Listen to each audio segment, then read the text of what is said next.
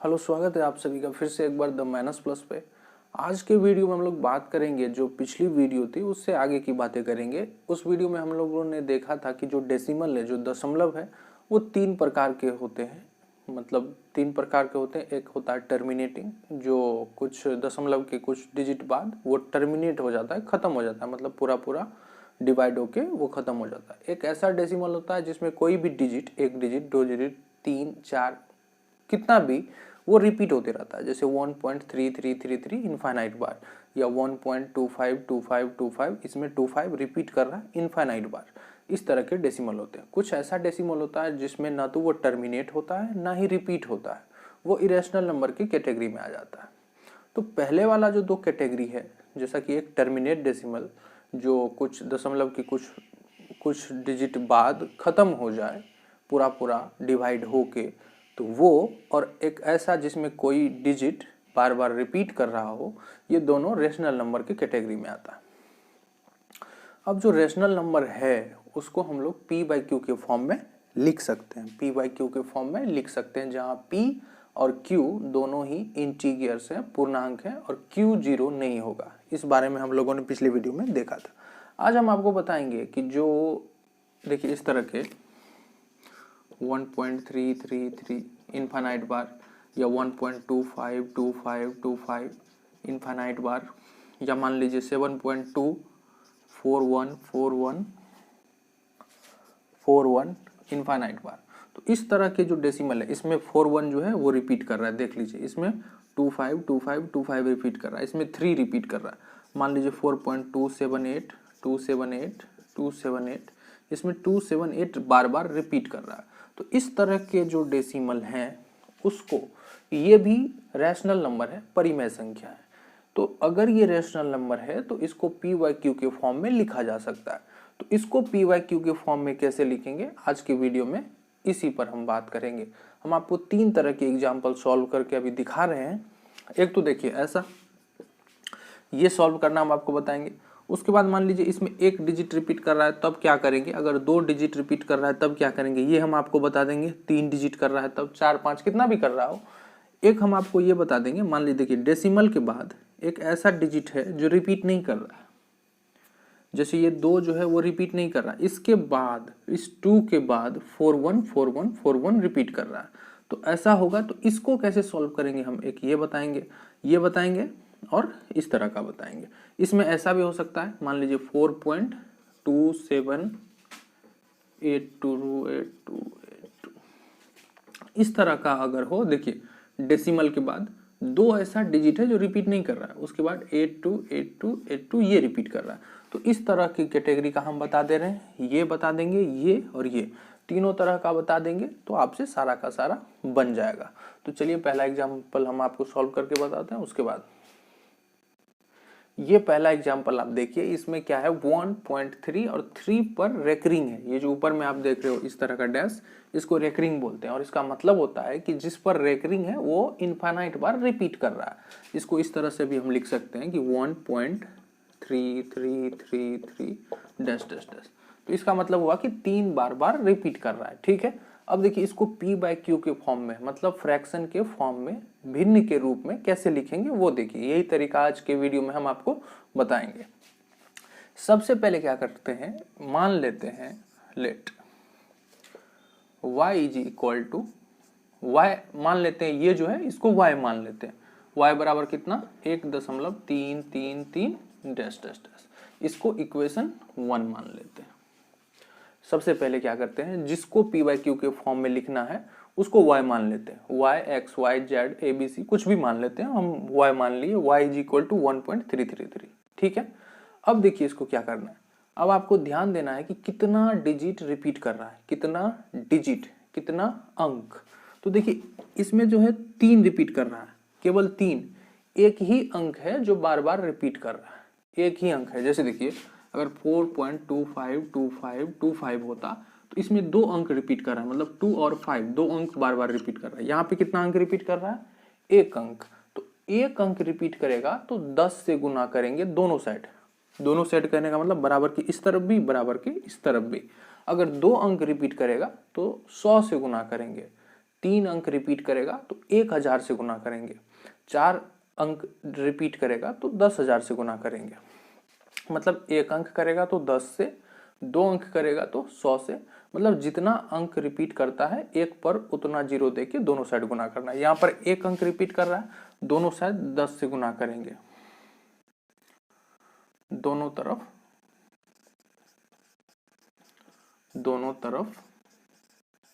गुना 10 करने पर। ठीक है, देखिए अब दोनों तरफ, तो y में 10 से गुना करेंगे तो 10y, और इसमें अगर 10 से गुना करेंगे, इसमें 1.333 में, तो 10 से गुना करने पर क्या होता है, ये जो डेसिमल है 1 अंक इधर चला जाएगा, मतलब अभी यहाँ है 1 अंक इधर चला जाएगा, तो यहाँ पर अगर डेसिमल हो जाएगा तो कितना हो जाएगा 13.333 डैश डैश डैश इनफाइनाइट बार। इसको मान लेते हैं समीकरण 2, इसको समीकरण 2 मान लेते हैं। अब क्या करेंगे, समीकरण इक्वेशन 2 में से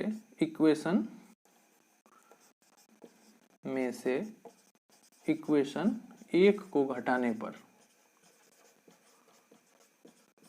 देखिए ये वाला जो समीकरण है इसमें से इसको माइनस करेंगे, तो 10y में से y को माइनस करेंगे तो कितना बच जाएगा 9y, और देखिए इसमें से इसको घटाना है, ध्यान दीजिए यहाँ पे ये वाला जो है इसमें से इसको माइनस करना है, तो दशमलव के इस तरफ, यहाँ पर दशमलव के इस तरफ, तो दोनों जगह बराबर है, मतलब 3 बार इनफाइनाइट बार रिपीट कर रहा है, यहाँ पर भी 3 जो है इनफाइनाइट बार रिपीट कर रहा है, तो इसमें से इसको माइनस करेंगे तो ये भी इनफाइनाइट बार है, ये भी इनफाइनाइट बार है, ये तो कैंसिल हो जाएगा, ये वाला पार्ट कैंसिल हो जाएगा। अब बच गया 13, यहाँ पर बच गया 1, 13 में से 1 को माइनस करेंगे तो बच जाएगा 12। अब देखिए ये समीकरण हो गया सीधा सीधा। अब इसको क्या करेंगे, y इज इक्वल टू 12, और ये जो 9 है यहाँ पे गुना में इस तरफ जाएगा तो बटे भागा में, तो 12/9 हो गया हमारा आंसर। यहाँ पर देखिए पी वाई क्यू के फॉर्म में लिखना था, तो ये p हो गया, ये q हो गया, q 0 नहीं है, ये भी पूर्णांक है, ये भी पूर्णांक है। मैं कहने का मतलब 12 भी इंटीजर है और 9 भी इंटीजर है, और 12/9 के फॉर्म में इसको हम लोगों ने लिख दिया। अब आप इसको शॉर्ट भी कर सकते हो, 12/9 है तो 3 से, देखिए 3 बारी में और ये 4 बारी में, तो 4/3 ऐसा है फिर भी ठीक है, या फिर ऐसा है फिर भी ठीक है, 4/3 ये आंसर हो गया। हम लोगों ने इसको, ये जो लिखा हुआ था इसको फ्रैक्शन के रूप में हम लोगों ने यहाँ पे लिख लिया। ठीक है, समझ में आया होगा। अब चलिए अगला एग्जाम्पल करते हैं, उससे और भी ज्यादा चीजें क्लियर होंगी। अब ये एग्जाम्पल देखिए, ये जो दूसरा एग्जाम्पल है इसमें हो क्या रहा है 1.25, ये जो रेकरिंग ऊपर में है वो है 2 पर भी 5 पर भी, मतलब 2 5 रिपीट कर रहा है। इसको इस तरीके से भी लिख सकते हैं 1.252525, कितना बार, इनफाइनाइट बार। अब देखिए हमको इसको क्या करना है, पी वाई क्यू के फॉर्म में लिखना है, इतना को पी वाई क्यू के फॉर्म में लिखे।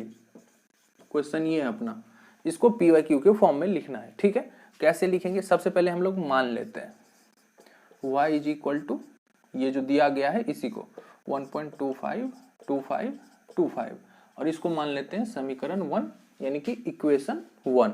अब क्या करेंगे, आपको ध्यान देना है, पहले क्या करते हैं, जिसको पी वाई क्यू के फॉर्म में लिखना है उसको मान लेते हैं y इज इक्वल टू उतना। ठीक है, दूसरा स्टेप क्या है अपना, कि ध्यान देना है कि कितना डिजिट रिपीट कर रहा है।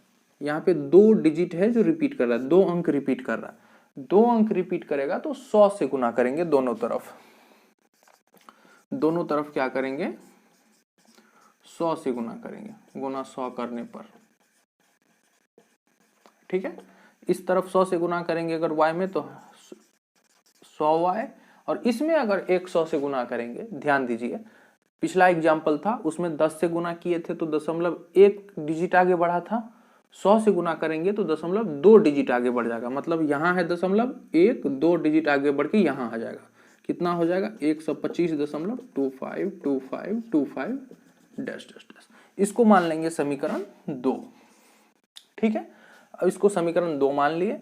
अब क्या करेंगे, इक्वेशन, इस इक्वेशन में से इसको माइनस करेंगे, इक्वेशन 2 माइनस इक्वेशन 1, ये वाला जो है इसमें से इसको घटाएंगे, तो 100y में से y को घटाइए तो कितना बच जाएगा 99y, और ये देखिए यहाँ पे दशमलव के इस तरफ, यहाँ भी दशमलव के इस तरफ 25 25 25 इनफाइनाइट बार रिपीट कर रहा है, यहाँ पर भी 25 25 25 इनफाइनाइट बार रिपीट कर रहा है।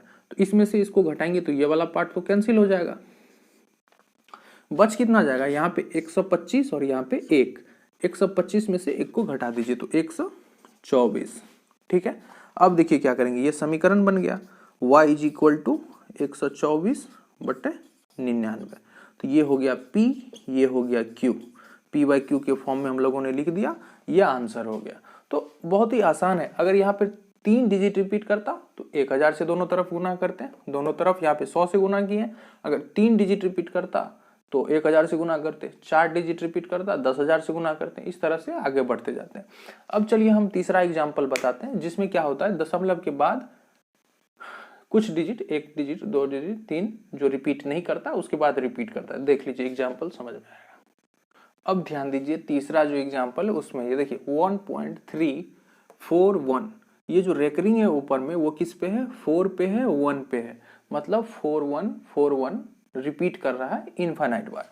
इसको हम इस तरह से लिख सकते हैं 1.3414141 डैश डैश डैश। अब इसको पी वाई क्यू के फॉर्म में लिखना है। इसको क्या करना है, पी वाई क्यू के फॉर्म में लिखना है। क्वेश्चन ये है अपना।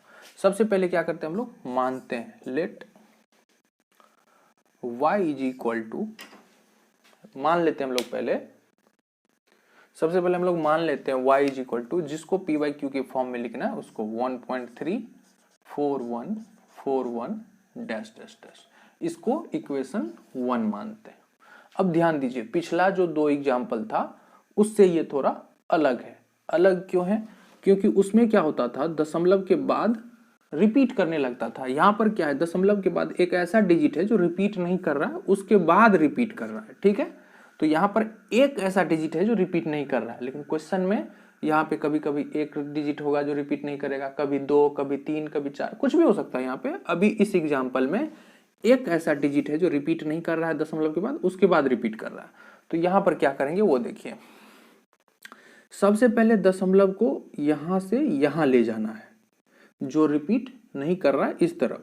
तो यहाँ से यहाँ ले जाने के लिए एक स्टेप दशमलव को आगे बढ़ाने के लिए 10 से गुना करना होता है।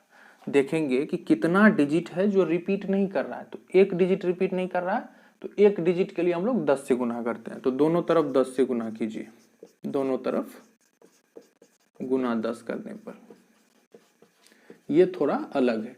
तो 10 से गुना करेंगे तो कितना हो जाएगा, 10y इज इक्वल टू, दशमलव यहाँ से यहाँ आ जाएगा 13.414141 डैश डैश। इसको समीकरण 2 मान लेंगे। ठीक है, अब क्या करेंगे देखिए, अब क्या करना है हम लोगों को। अब देखिए, अब पिछला जो 2 एग्जाम्पल था उसमें जो करते थे अब वही करेंगे।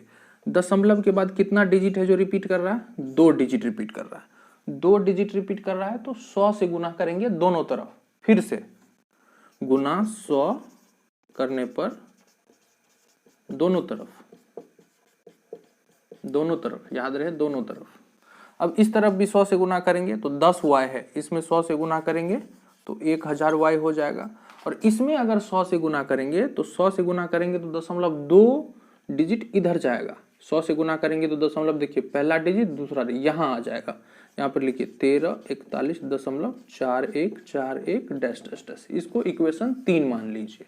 देखिए इक्वेशन 3, जब ऐसा हो कि दशमलव के बाद कोई ऐसा डिजिट है जो रिपीट नहीं कर रहा है उसके बाद रिपीट कर रहा है, तो उसमें आपको 3 इक्वेशन आएगा। इससे पहला जो एग्जाम्पल था उसमें 2 इक्वेशन आता था, अब ये इक्वेशन 3 हो गया। अब क्या करेंगे, इक्वेशन 3 में से इक्वेशन 2 घटाएंगे, इस वाले इक्वेशन में से इसको घटाएंगे। तो 1000y में से 10y को घटाइए तो 990y बराबर, और देखिए दशमलव के बाद इस तरफ 4141 बार बार रिपीट कर रहा है और यहाँ पर भी 4141 बार बार रिपीट कर रहा है। तो ये वाला पार्ट तो कैंसिल हो जाएगा। यहाँ पे कितना बच गया 1341, यहाँ पे बच गया 13। अब इसमें से इसको घटाइए, 11 में से 3 गया तो 8, 3 में से गया 2, 3, 1, 1328।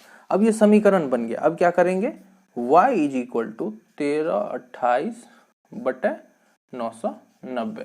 तो ये देखिए p बाई क्यू के फॉर्म में हम लोगों ने इसको लिख दिया, p बाई क्यू के फॉर्म में इसको हम लोगों ने लिख दिया। तो अगर आपको आता है कोई भी क्वेश्चन एक्सरसाइज 1.3 में जो p बाई क्यू के फॉर्म में लिखे, तो आप लोग इस तरह से कर सकते हो। ये तीनों एग्जाम्पल अगर आप समझ गए तो आपसे सारा इस टाइप का बन जाएगा। अब अगले वीडियो में हम इससे आगे की बात करेंगे कि दो परिमेय संख्या के बीच में अपरिमेय संख्या कैसे निकालते हैं। ठीक है, वो हम सीख गए, उसके बाद सीधे एक्सरसाइज में चले जाएंगे। चलिए मिलते हैं अगले वीडियो में, तब तक के लिए टेक केयर।